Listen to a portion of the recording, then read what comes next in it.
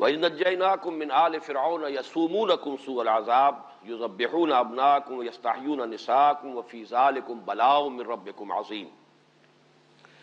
اس میں چونکہ پہلی مرتبہ لفظ آل فرعون آ رہا ہے، تو جیسے بنی اسرائیل کی ہم نے پوری وضاحت کی، اسی طریقے سے آل فرعون کا مفہوم بھی معین کر لیجئے۔ فرعون یہ ایک طرح کا لقب ہے کہ جو مصری شہنشاہوں کا تھا، جیسے قیصر روم یا ایران کے لیے کسریٰ یا روس کے بادشاہوں کا زار، مختلف جو ہے یہ تبع، یہ متبابع رہے ہیں یمن کے، اسی طریقے سے فرعون۔ لیکن یہ وہی لوگ کہ جو اصل تھے مصر کے رہنے والے قبطی، باقی جو باہر سے لوگ آ کر حکمران ہو گئے تھے انہیں فراعنہ نہیں کہا گیا، یہ ان کا اسی لیے لقب نہیں ہے۔ وہ قرآن مجید نے بھی سورہ یوسف میں کہیں لفظ فرعون استعمال نہیں کیا، وقال الملک، کہا بادشاہ نے۔ یہ انہیں تاریخ والے بھی کہتے ہیں، یہ علیحدہ ایک تھا معاملہ، اور ان کو ہکسوس کنگز کہتے ہیں، چرواہے بادشاہ۔ آل کے لفظ کو بھی سمجھ لیجئے کہ یہ لفظ جو ہے ہمارے ہاں خاص طور پر اہل تشیع نے اس کو ایک مفہوم دے دیا ہے کہ آل محمد صلی اللہ علیہ وسلم سے مراد جو ہے وہ صرف حضرت علی کی نسل جو ہے وہی آل محمد میں شامل ہوگی رضی اللہ تعالی عنہ، لیکن یہ بات صحیح نہیں ہے۔ آل کا اصل جب لفظ جو ہے وہ اس کا مفہوم ہے آل یعولو، اور آبا یعوبو سے یہ بہت قریب ہے۔ آبا یعوبو لوٹنا، آئبونا تائبونا لربنا حامدون، جب سفر سے واپس آتے تھے حضور صلی اللہ علیہ وسلم تو گھر میں داخل ہوتے ہوئے جو آپ کی زبان پر الفاظ حمد ہوتے تھے اللہ کے شکر کے، اس میں آئبونا تائبونا، ہم لوٹ کر آ رہے ہیں اپنے رب کی طرف توبہ کرتے ہوئے، یعنی گھر میں بھی گھر کے والوں کی طرف بھی آ رہے ہیں، اپنے رب کی طرف بھی آ رہے ہیں۔ ہر وقت انسان کو توبہ کرنی ہے۔ تو آبا یعوبو آل یعولو، لوٹنا، اسی سے لفظ تعویل بنا ہے، کسی شے کے اصل مفہوم کی طرف اسے لوٹانا، یہ تعویل ہے۔ اس کی وضاحت جو ہے میں تعارف قرآن کے ضمن میں تفسیر اور تعویل کے فرق میں اس لفظ کی وضاحت کر چکا ہوں۔ تو آل کہتے ہیں کسی بڑی شخصیت کے تمام متبعین، منتسبین، جو بھی اس کی طرف اپنے آپ کو منسوب کریں۔ بڑے بڑی شخصیتیں ہیں، بڑی ان کا مقام اور مرتبہ ہے، تو ان کے احباب ہیں، رفقا ہیں، ان کے اعوان و انصار ہیں، ان کے منتسبین ہیں، ان کے عقیدت مند ہیں، وہ سب کے سب اس کی آل شمار ہوں گے، جو بھی ان کے تابعین ہیں اور جو بھی ان کی طرف اپنے آپ کو منسوب کرتے ہیں۔ اس معنی میں آل فرعون کا مطلب جو ہے وہ ہے فرعونی، فرعون والے، فرعون کے متبعین، فرعون کے لاؤ لشکری، فرعون کے قوم کے سردار۔ اس معنی میں قرآن مجید میں یہ لفظ آیا ہے بار بار، اور اسی لفظ کی سے در حقیقت نفی ہو جاتی ہے کہ آل فرعون سے مراد صرف فرعون کی نسل نہیں ہے، بلکہ یہ کہ وہ تمام قوم جو ہے اس کے اندر جو ان کا وہ طبقہ تھا کہ جو سرداروں کا طبقہ تھا، ملاؤ جو ان کے سردار تھے، جو درباری تھے، اور جو بڑے بڑے ان کے سپہ سالار تھے، بڑے فوجی جو ہے ان کے منصبدار تھے، ان سب کو آل کہا گیا ہے۔ اس سے لفظ جو ہے اس کے قریب یہ اہل، اہل کسی بھی شخص کے گھر والے جو ہے وہ اہل ہیں۔ یہ آل اور اہل ویسے تھوڑا سا فرق ہے،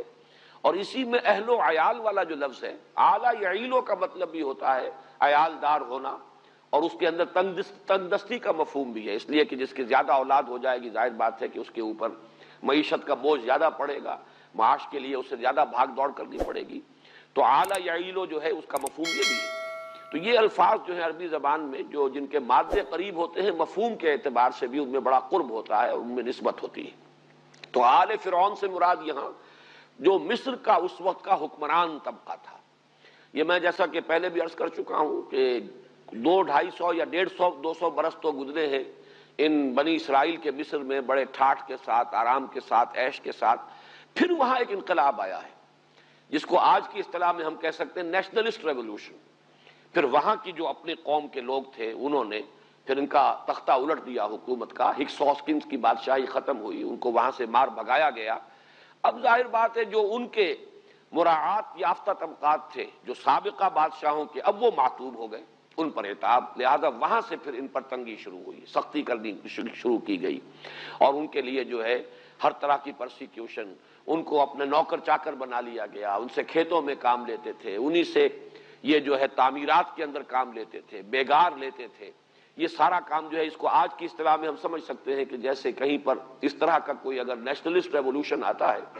تو پھر سابقہ جو بھی حاکم تھے یا جو اونچے طبقات تھے ان کے خلاف ایک انتقامی جذبات پیدا ہو جاتے ہیں۔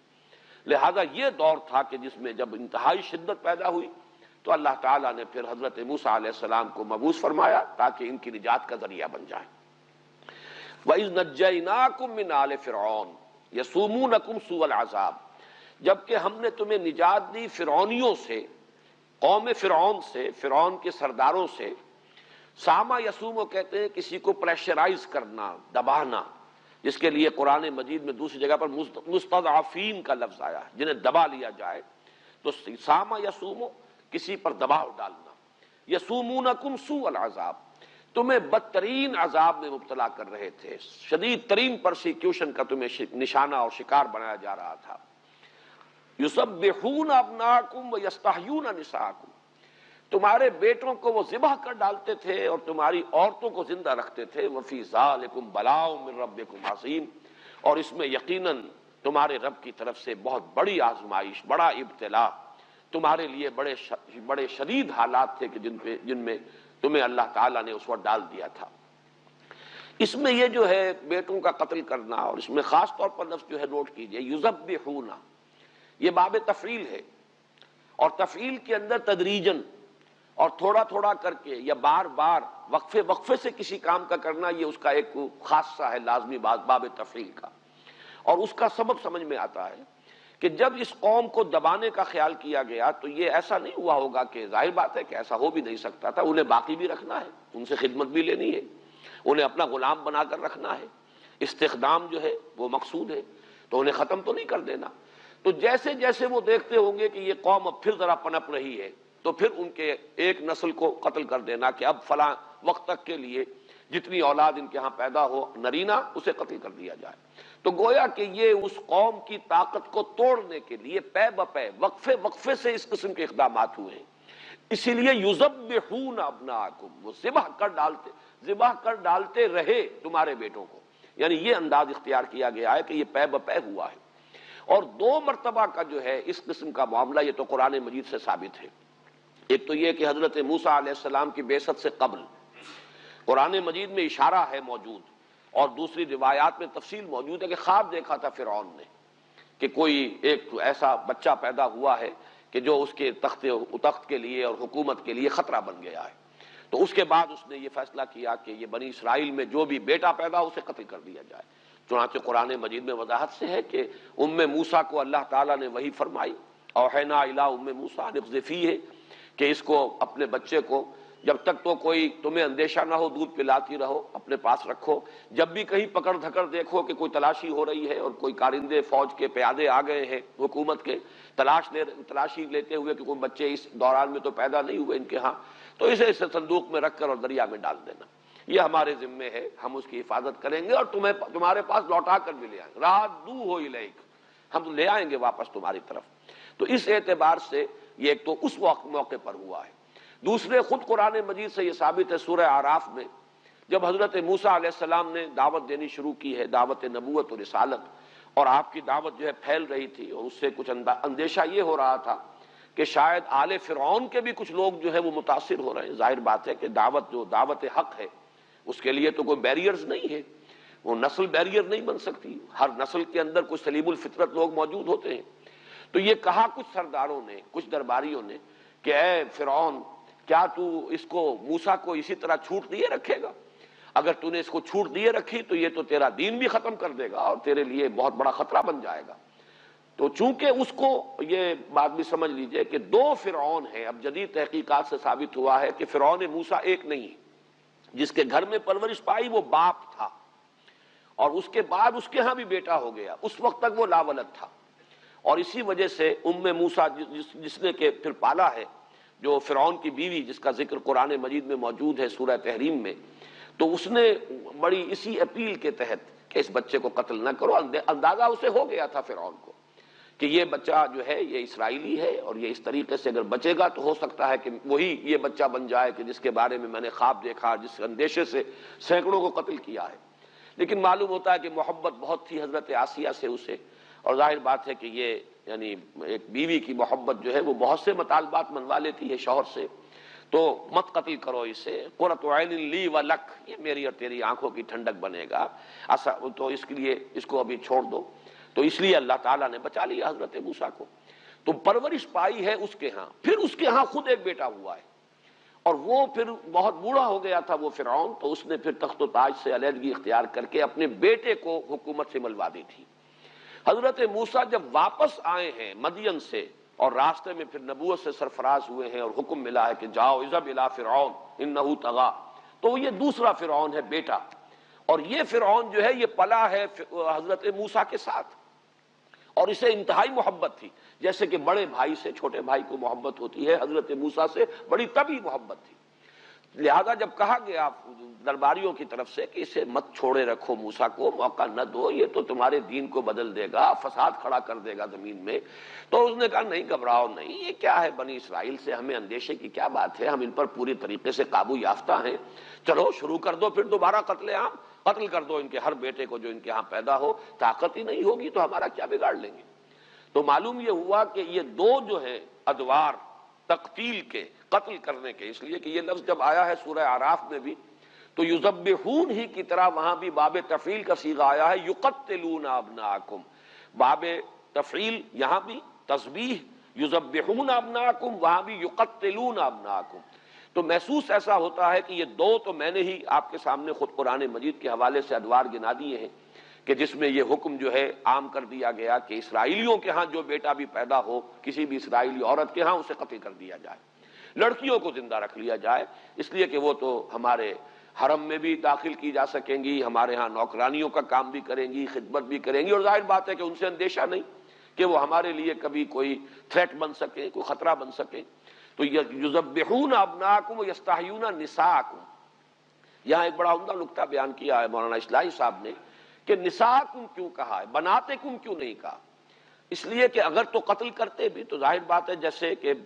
لڑکوں کو قتل کرتے تھے جو نوزائیدہ ہوتے تھے تو قتل کرتے، تو عورتوں کو قتل کرتے، بچیوں کو قتل کرتے، لیکن بچی کا معاملہ جو نوزائیدہ ہو وہ اس طرح کا نہیں ہوتا جیسا کہ لفظ نساء میں ہے، اس میں ان کی غیرت کی طرف در حقیقت جو ہے اشارہ کیا جا رہا ہے، اس لیے کہ وہی بچیاں جنہیں وہ زندہ رکھتے تھے پھر وہی عورتیں بنتی تھیں، پھر وہی ان کے حرم میں بھی داخل ہوتی تھیں، انہی کے ہاں پھر جو ہے وہ کام کاج بھی کرتی تھی، تو گویا کہ اس طرح سے انتہائی بے غیرتی کا معاملہ تمہارے لیے ہو گیا تھا کہ تمہاری عورتیں جو ہے وہ اس طریقے سے اس حاکم قوم کے گھروں کے اندر چاہے تو وہ کام کاج کے لیے اور خدمت کے لیے اور چاہے ان کے حرم میں داخل کر لی جاتی ہوں گی جیسے کہ ہوتا ہے ظلم۔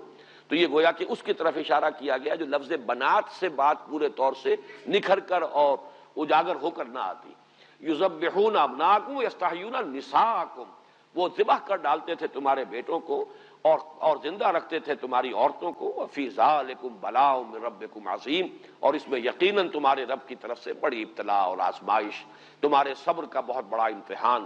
تمہارے تحمل کے لیے بہت بڑی آزمائش تھی۔ چونکہ میں نے یہاں عرض کیا ہے کہ باب تفعیل کا خاصہ ہے کہ تدریجاً وقفے وقفے سے کوئی کام کیا جائے، جیسے تنزیل اور انزال بار بار اس کا ذکر ہوا ہے، تعارف قرآن کے جو لیکچرز تھے ان میں بھی میں نے بیان کیا، تنزیل ہے تھوڑا تھوڑا کر کے وقفے وقفے سے نازل کرنا، انزال ہے کسی شے کا دفعتاً نازل کر دینا۔ قرآن مجید کے لیے یہ دونوں الفاظ آئے ہیں اور ان کا جو مفہوم ہے وہ میں اس وقت بیان نہیں کر رہا، میں بیان کر چکا ہوں۔ یہاں آپ دیکھیے کہ ایک ہی جگہ پر وَإِذْ نَجَّيْنَاكُمْ مِنْ آلِ فِرْعَوْنَ بھی آیا ہے، اور اس کے اگلی آیت میں ہے وَإِذْ فَرَقْنَا بِكُمُ الْبَحْرَ فَأَنْجَيْنَاكُمْ وَأَغْرَقْنَا آلَ فِرْعَوْنَ وَأَنْتُمْ تَنظُرُونَ۔ تو گویا کہ باب تفعیل بھی نجیناکم من آل فرعون، اور انجیناکم، اور یہ ہے باب افعال، ہم نے نجات دی تمہیں۔ یہ دو الفاظ اور باب تفعیل اور افعال کے دو صیغے کیوں استعمال ہوئے، اس پر بڑی عمدہ گفتگو کی ہے مولانا عبد الماجد دریابادی نے، اور ایک حوالہ دیا ہے Hastings dictionary of the Bible, جو تحقیقیں ہوئی ہے اہل تورات نے بڑی تحقیقیں کی ہیں، ان کے تاریخی جو ہیں حوالے بھی دیے ہیں۔ تو اس کا کہنا یہ ہے، جو بھی آتھر ہے ہیسٹنگ جس نے کہ وہ کتاب لکھی ہے، کہ محسوس ایسا ہوتا ہے کہ مصر سے ان کے قافلے مختلف اوقات میں نکلتے رہے، حضرت موسیٰ علیہ السلام کے زمانے میں تھوڑا تھوڑا کر کے قافلے جو ہیں ان کے آتے رہے، اور وہ اس طریقے سے یہ ایک دم نہیں ایکسوڈس ہوا بلکہ وقفے وقفے سے ہوا ہے۔ تو یہ بات واقعتاً اگر ثابت ہو جائے تو پھر اس سے کہ قرآن مجید نے جو لفظ استعمال کیا ہے وَإِذْ نَجَّيْنَاكُمْ، اس لیے جو ہے بہت ہی اجاگر ہو کر لفظ آتا ہے، فرق نمایاں ہو جاتا ہے، اس لیے کہ آخری پھر سب سے بڑا لشکر جو تھا بنی اسرائیل کا وہ تھا جو حضرت موسیٰ کے ساتھ نکلا ہے، اور اس کے لیے انجیناکم کا لفظ آیا، وہ تو دفعتاً ہوا ہے، ایک ہی وقت میں پوری قوم بقیہ جو ہے اس کو لے کر حضرت موسیٰ نکلے ہیں۔ تو میں جب یہ پڑھ رہا تھا تو میرا ذہن منتقل ہوا کہ بعین ہی یہی معاملہ تھا خود حضور صلی اللہ علیہ وسلم کا۔ آپ کو جب ہجرت کی اجازت ملی ہے تو پہلے جو ہے اجازت عام تھی،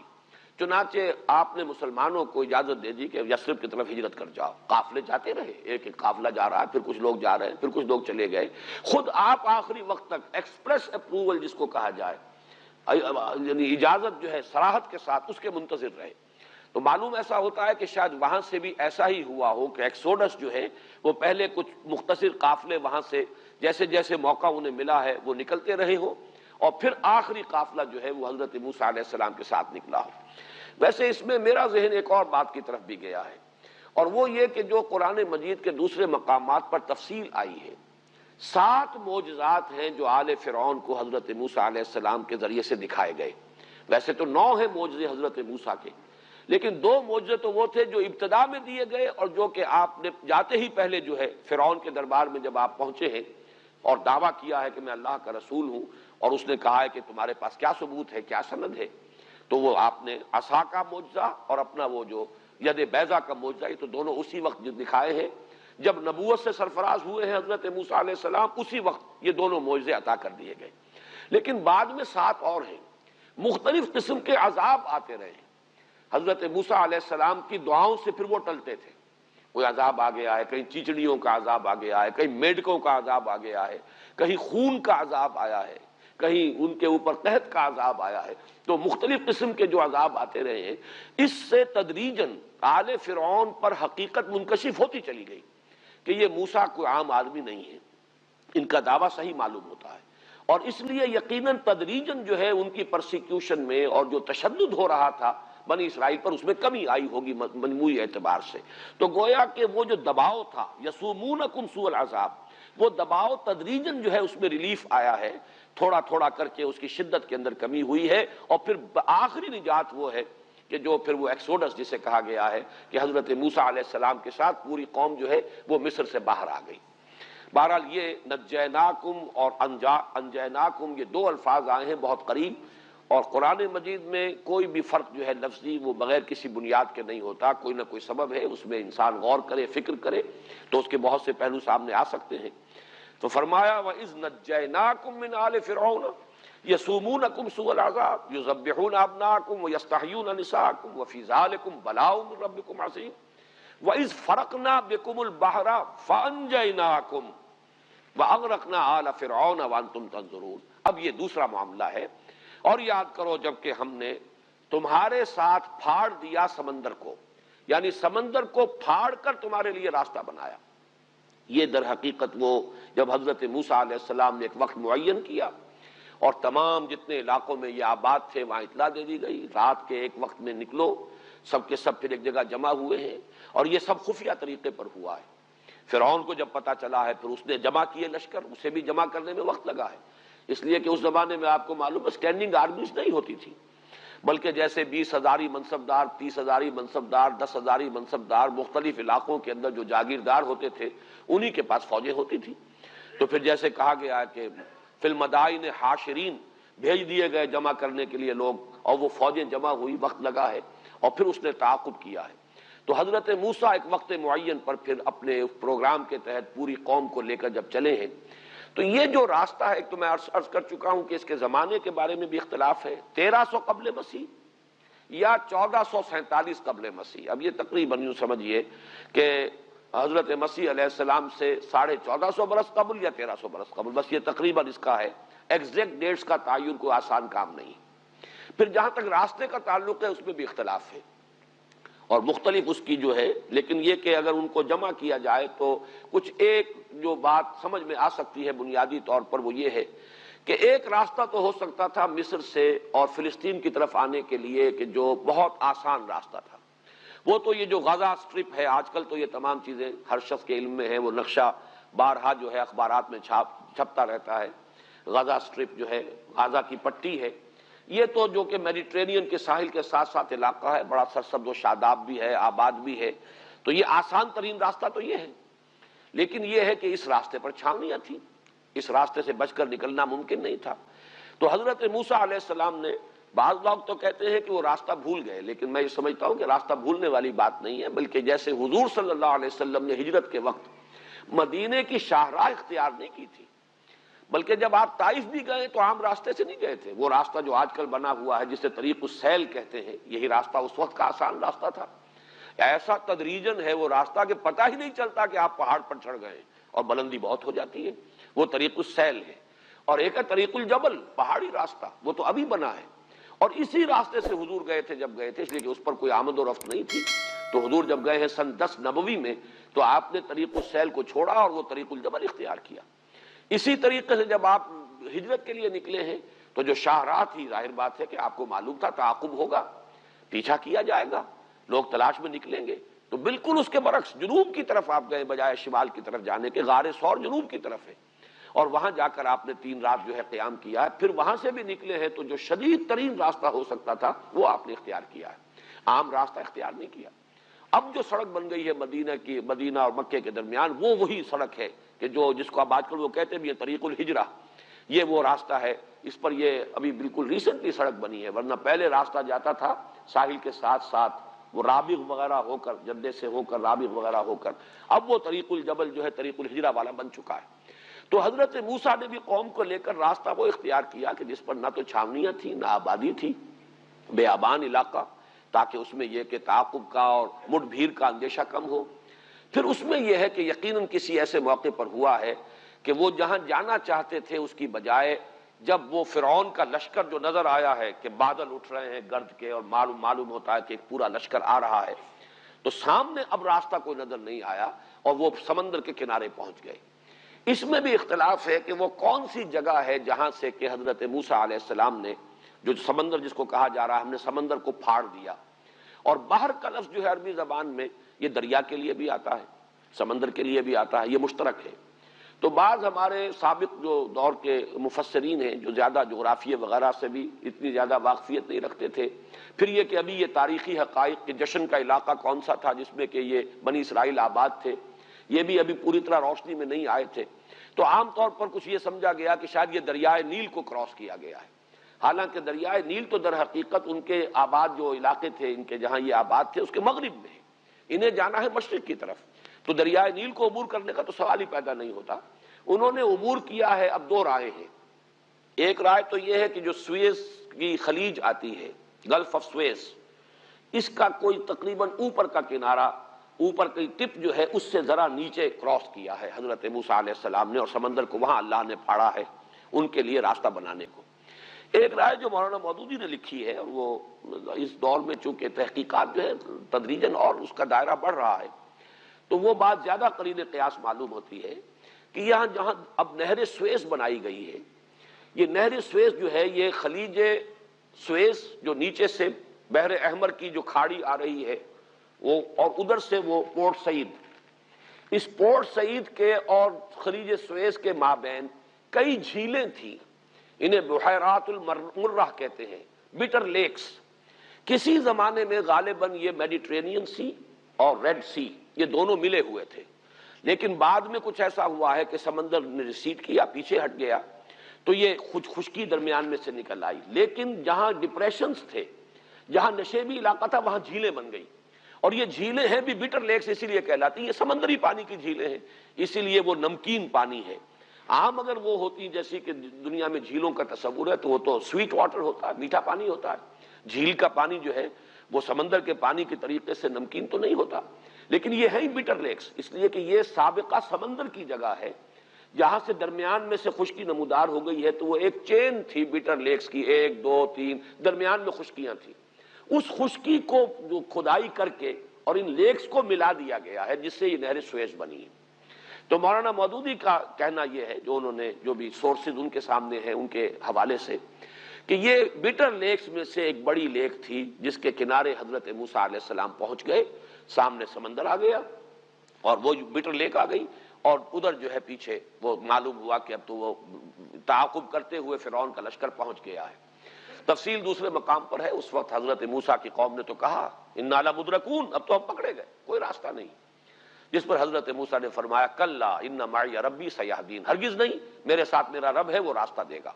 اور جیسے کہ آیا ہے سورہ شعراء میں فاوحینا الی موسیٰ ان اضرب بعصاک البحر، ہم نے وحی کی موسیٰ کو کہ ضرب لگاؤ سمندر پر اپنے اس عصا سے. فانفلق فکان کل فرق کالطود العظیم، تو وہ سمندر پھٹ گیا. فلق کا لفظ جو ہے یہاں نوٹ کیجئے، جیسے فلق صبح بو پھٹتی ہے تو فلق کا لفظ آیا ہے. یہ پوری تفصیل سے ہم وضاحت سے پڑھ چکے ہیں. قل اعوذ برب الفلق. اسی طرح جب گٹھلی پھٹتی ہے تو وہ فلق ہے. فالق الحب والنوا، اللہ ہی ہے جو گٹھلیوں کو پھاڑتا ہے اور دانوں کو پھاڑتا ہے، جس میں سے کہ پھر پودا برآمد ہوتا ہے. تو فن فلقا باب انفعال ہے فلق سے، پھٹ گیا. فن فلقا سمندر پھٹ گیا. فکان کل فرق کالطود العظیم، اور ہر حصہ، فرق کہتے ہی اسے یہاں تفرقہ ہو جائے اسے فرقہ وجود میں آتا ہے. تو ہر جز جو ہے، ہر حصہ ایسے ہو گیا جیسے بڑی چٹان ہو.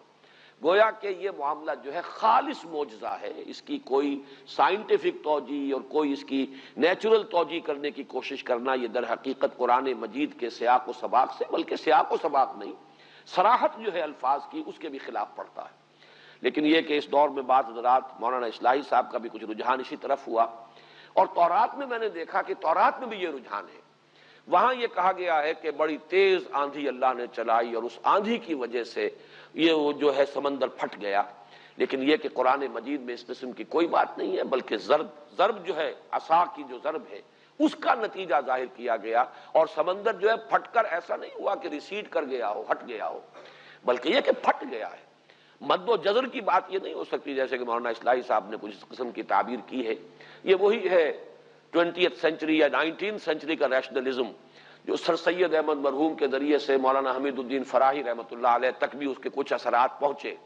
اور بڑے بڑے لوگ بھی اس سے بالکل یا محفوظ نہیں رہے ہیں. لیکن میں نے اسی لیے چاہا، تورات میں بھی اصل میں چونکہ حوالہ اس طرح کر دیا گیا ہے، اور یہ میں بیان کر چکا ہوں، چونکہ تورات بعد میں مرتب کی گئی ہے حافظے سے، اس میں انسانی ذہن شامل ہو گیا ہے. گویا کہ یہ تصور دینا کہ ضرب سے، حضرت موسیٰ کے عصا کے ضرب سے سمندر پھٹا ہے اور معجزہ، اس کی بجائے انہوں نے تصور یہ دیا کہ بہت تیز ہوا چلی اور ہوا نے سمندر کو دھکیل دیا. جب سمندر کو دھکیل دیا ایک طرف تو راستہ بن گیا. لیکن قرآن نے وہ الفاظ استعمال کر دیے ہیں کہ جس کے بعد اب کسی اور تعویل کی سرے سے کوئی گنجائش نہیں. یہ خالص معجزہ تھا، قدرت خداوندی کا ظہور. تو نوٹ کیجئے فن فلق فکان کل فرق کالطود العظیم. لفظ فرق جو ہے اس کو نوٹ کیجئے، اور یہاں جو اب آیت ہم پڑھ رہے ہیں وَإِذْ فَرَقْنَا، جبکہ ہم نے پھاڑ دیا، ہم نے جدا کر دیا، ٹکڑے کر دیا. یہ فرق اس کو کہتے ہیں. وَإِذْ فَرَقْنَا بِكُمُ الْبَحْرَ، جبکہ ہم نے سمندر کو پھاڑ دیا تمہارے لیے، تمہاری نجات کے لیے، تمہارے لیے راستہ بنانے کی خاطر. فَأَنْجَيْنَاكُمْ، اب دیکھیے یہاں باب افعال آیا ہے. یہ ظاہر بات ہے ایک ہی واقعہ ہے. یہ ایکسوڈس جو ہوا ہے یہ تو این ماس ہوا ہے، پوری کی پوری قوم جو ہے حضرت موسیٰ کے ساتھ نکل گئی ہے. فَأَنْجَيْنَاكُمْ وَأَغْرَقْنَا آلَ فِرْعَوْنَ، اور غرق کر دیا ہم نے فرعونیوں کو، فرعون والوں کو، قوم فرعون کو، اس کے سرداروں کو، اس کے لائے لشکر کو. اس لیے کہ وہ جب پہنچا ہے وہاں اور اس نے دیکھا اس کی نگاہوں کے سامنے اس کا شکار نکلا جا رہا ہے، تو یہ دیکھ کر کہ سمندر تو رکا ہوا ہے، تو اس نے بھی یہ سمجھا کہ ہم بھی اسی طریقے سے پار کر کے اور انہیں دوسرے کنارے پر جا لیں گے اور پکڑ لیں گے. لیکن یہ کہ عین جب مجھار میں درمیان میں آیا ہے تو پھر وہ دونوں کے دونوں حصے جو ہیں وہ آپس میں مل گئے اور وہ سب کے سب غرق ہو گئے. وَأَغْرَقْنَا آلَ فِرْعَوْنَ وَأَنْتُمْ تَنظُرُونَ، اس میں بڑی ایک خاص کیفیت ہے. تم دیکھ رہے تھے، تمہاری نگاہوں کے سامنے تمہارے دشمن کو غرق کیا. اس میں وہی انداز ہے کہ جیسے سورہ فتح میں بھی ہے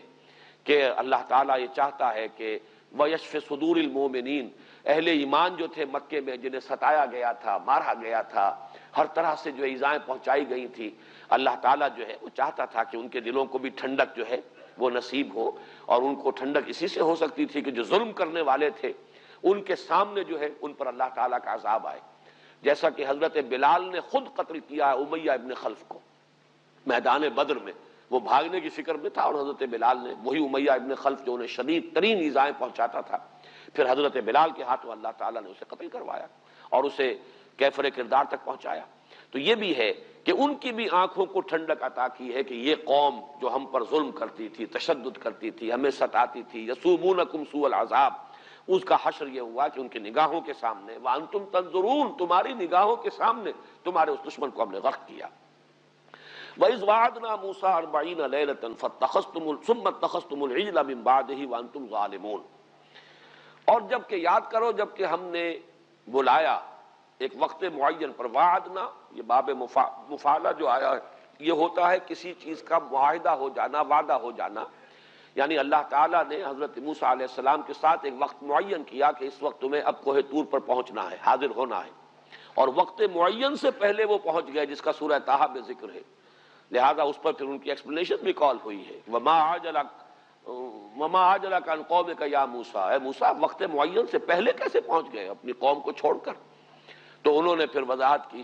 وَعَجِلْتُ إِلَيْكَ رَبِّ لِتَرْضَىٰ، پروردگار میں تو جلدی کر کے آیا کہ تو راضی ہو جائے، تو میرا شوق دیکھ، میرا اشتیاق دیکھ۔ لیکن یہ کہ وہاں ایکسپلینیشن کال ہوئی اور اللہ تعالیٰ نے فرمایا کہ تم نے جو جلدی کی ہے اس کا نتیجہ نکل چکا ہے، اِنَّا فَتَنَّا قَوْمَكَ مِن بَعْدِكَ وَأَضَلَّهُمُ السَّامِرِي،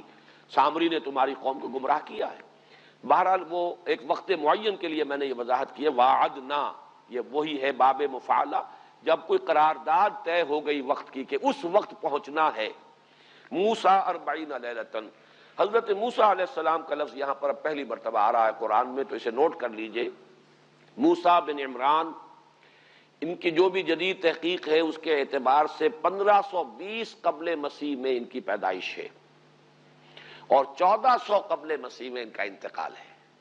یعنی یوں سمجھئے کہ 120 برس کی ان کی عمر ہوئی ہے۔ قرآن مجید میں جن انبیاء اور رسول کا تذکرہ آیا ہے اس میں حضور صلی اللہ علیہ وسلم کے بعد سب سے زیادہ کثرت کے ساتھ اور سب سے زیادہ تکرار اور اعادے کے ساتھ ذکر حضرت موسیٰ کا ہے۔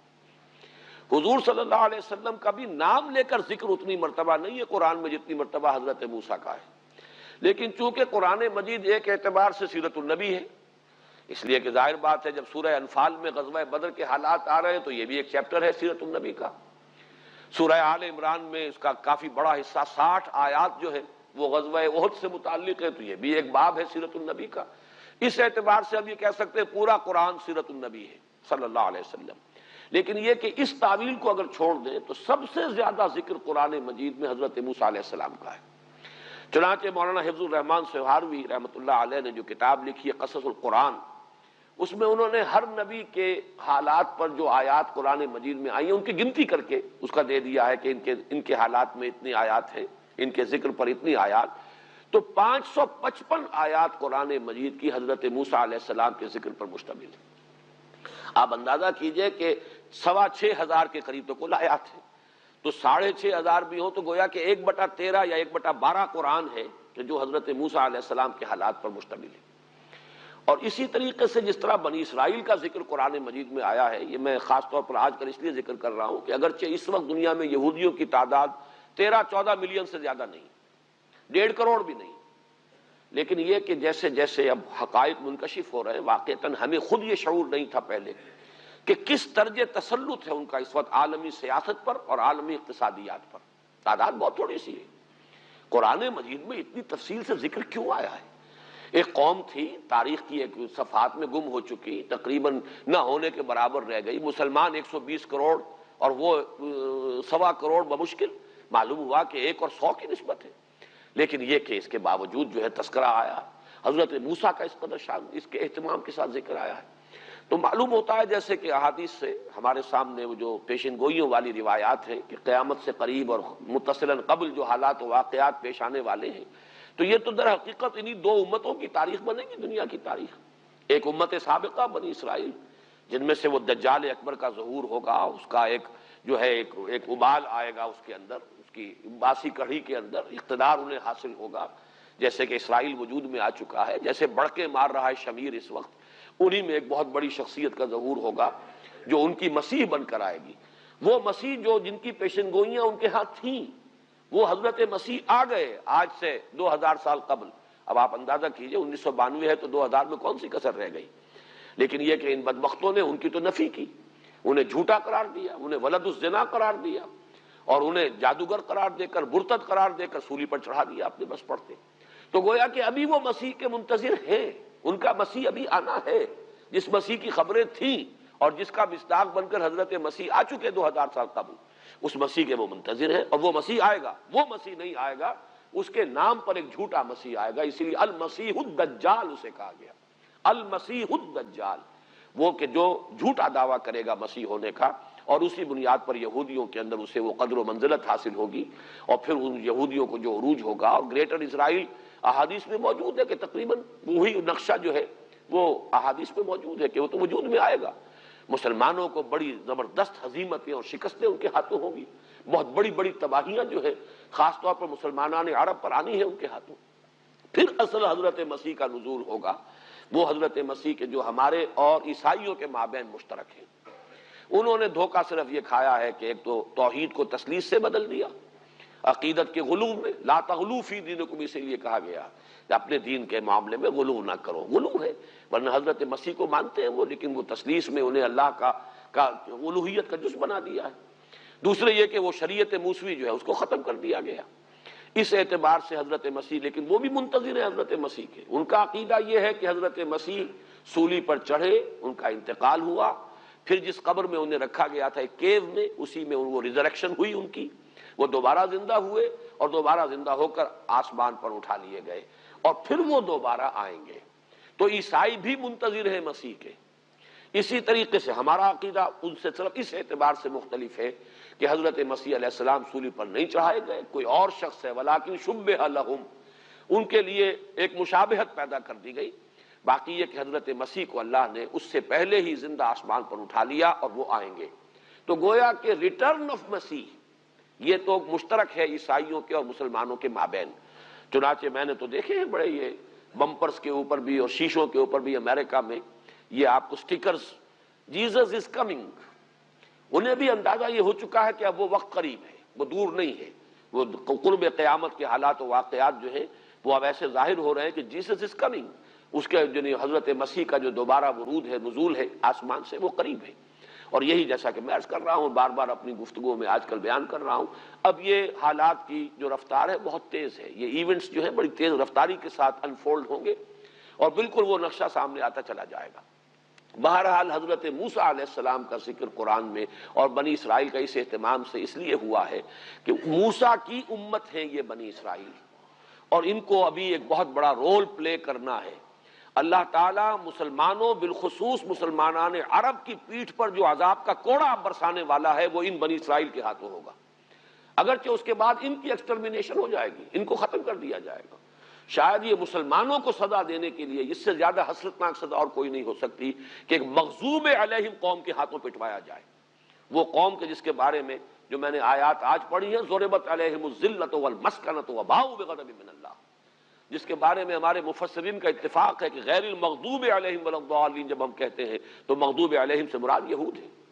تو گویا کہ ایک ملعون اور مغضوب علیہم قوم کے ہاتھوں مسلمانوں کو پٹوایا جائے گا، اس سزا، اس جرم کی پاداش میں کہ جو ہم نے کی ہے، جو ہمارا حال ہے اسلام کے ساتھ۔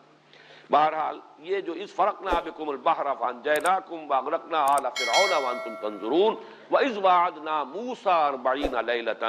ہم نے 40 دن کے لیے، 40 راتوں کے لیے ترجمہ ہوگا، لیکن مراد جو ہے در حقیقت وہ 40 دن اور راتیں، یہ دونوں ملا کر ایک دن بنتا ہے، 40 دن رات کے لیے۔ اور اس کی تشریح آئی ہے ایک دوسرے مقام پر کہ وہ 30 جمع 10، چنانچہ وہاں فرمایا گیا سورہ اعراف میں کہ فتم میقات ربک 40 لیلہ، پہلے جو طلبی ہوئی تھی وہ 30 دن کے لیے تھی، لیکن شاید عجلت کی وجہ سے جلدی آ گئے تھے، شاید اس پر مزید کوئی تربیت کی ضرورت تھی، یا یہ کہ بعض روایات میں آتا ہے کہ وہ جو ایک مسلسل روزہ رکھوایا گیا، جیسے کہ حضرت مسیح علیہ السلام کے بارے میں تو انجیل میں ہے، قرآن میں نہیں ہے، 40 دن کا مسلسل روزہ حضرت مسیح علیہ السلام نے رکھا ہے، اور تب پھر حضرت مسیح کو انجیل عطا کی گئی ہے۔ حضور صلی اللہ علیہ وسلم نے بھی روزے بھی رکھے ہیں، اور جو آپ کی غار حرا کی جو بھی ریاضتیں ہیں، جو بھی آپ نے وہاں جو بھی تفکر و اعتبار ہے یا جو اور کوئی ریاضتیں ہیں، غور و فکر ہے، مراقبے ہیں، تو یہ گویا کہ تمہید ہوتی ہے کتاب عطا کیے جانے کی، یہ تیاری ہے، یہ ان کو جو خوش نصیب اس کام کے لیے اللہ تعالیٰ نے جس کو چن لیا ہوتا ہے، اگرچہ وہ خود اپنی جگہ پر یوں سمجھیے کہ جوہر قابل اور ہر اعتبار سے ایک نہایت ہی اہل ہستی، لیکن یہ کہ مزید کتاب الہی کے تحمل کے لیے کچھ اور تربیت کی ضرورت ہے۔ چنانچہ اس تربیت کے لیے 40 دن کی یہ جو ہے حضرت موسیٰ علیہ السلام سے ریاضت کرائی گئی۔ وَإِذْ وَعَدْنَا مُوسَىٰ 40 لَيْلَةً ثُمَّ اتَّخَذْتُمُ الْعِجْلَ مِن بَعْدِهِ۔ اب چونکہ اصل میں تفصیل یہاں پر حضرت موسیٰ علیہ السلام کو تورات عطا کیے جانے کی نہیں ہے، وہ تو دوسری جگہ پر، یہاں تو فرد جرم عائد کرنا جو ہے وہ پیش نظر ہے۔ تو اصل ذکر ہو رہا ہے کس اعتبار سے، تم نے اس کے بعد اس کی غیر حاضری میں بچھڑے کو اپنا معبود بنا لیا، وانتم ظالمون، اور تم نہایت ظالم تھے، یعنی بے انصاف تھے، تم نے اپنے اوپر ظلم کیا۔ اس لیے کہ ظلم کو قرآن مجید شرک جو ہے، شرک کو ظلم سے تعبیر کرتا ہے، ان الشرک لظلم عظیم، شرک جیسے گناہ کی گناہوں نے یعنی جرم کا تم نے ارتکاب کیا۔ حالانکہ میں یہ سارے واقعات جو آپ کے سامنے بیان کر رہا ہوں، یہ ابھی سمجھیے کہ بالکل آغاز ہے ان کا، اور انہوں نے کتنے معجزے حضرت موسیٰ علیہ السلام کے دیکھے ہیں، کس طرح معجزانہ طور پر تو انہیں وہاں سے مصر سے نکال کر لائے ہیں۔ وہ جو 9 معجزے فرعون کو دکھائے گئے، ظاہر بات ہے وہ سارے کے سارے معجزے بنی اسرائیل نے بھی دیکھے۔ اس اعتبار سے کسی جگہ پر آج میں اس کا حوالہ تو تلاش نہیں کر سکا، اس لیے کہ میری طبیعت آج کوئی ٹھیک نہیں رہی، لیکن یہ کہ یہ الفاظ بھی میں نے کہیں پڑھے ہیں تورات ہی کے، کہ اے بنی اسرائیل، تو وہ قوم ہے، تو اس چھنال کے مانند ہے جس نے پہلی شب میں بے وفائی کی ہے۔ یعنی یہ معاملہ جو ہو رہا ہے تمہارے ساتھ، ابھی نبی تمہارے مابین موجود ہیں، ابھی تمہیں کتاب دی جا رہی ہے، پے بپے معجزات دیکھ رہے ہو، تب تمہارا حال یہ ہے کہ تم نے، جیسا کہ قرآن مجید میں دوسری جگہ پر تو یہ ہے کہ انہوں نے، وہ تو پہلے ہی کہہ دیا تھا، جیسے ہی مصر سے نکلے ہیں اور دیکھا مختلف قوموں کو کہ ان کے بت ہیں جن کا وہ اعتکاف کرتے ہیں،